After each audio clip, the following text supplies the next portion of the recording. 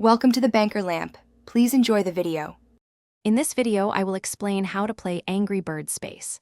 To begin, understand that the original game is not found on today's official app stores. However, there is a straightforward method to bring this classic back to your screen. We will focus on the most reliable approach, ensuring you can relive the fun. This involves a few simple steps, allowing you to enjoy the unique zero-gravity physics and exciting levels once more.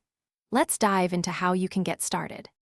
The most consistent way to play Angry Birds Space involves an Android device. You'll need to find a reliable APK file online. Before installing, navigate to your device's security settings and allow installations from unknown sources. Once enabled, download the APK from a reputable website, ensuring it is a safe and verified version. After downloading, simply open the file to begin the installation process, and soon you will be ready to launch your birds into orbit. Beyond direct Android installation, you have a couple of other options. If you possess an older Android or iOS device that previously had Angry Birds Space installed, it might still be playable. Simply check your app library.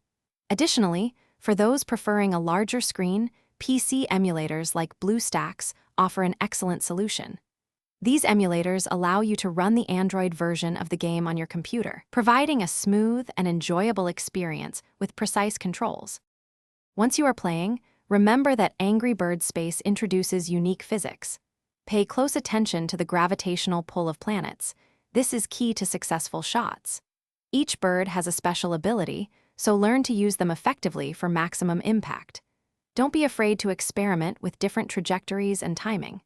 Mastering these elements will help you achieve high scores and 3-star ratings across all the challenging cosmic levels. Have fun exploring the galaxy. Thanks for watching. If this was helpful, leave a like and consider subscribing. See you next time.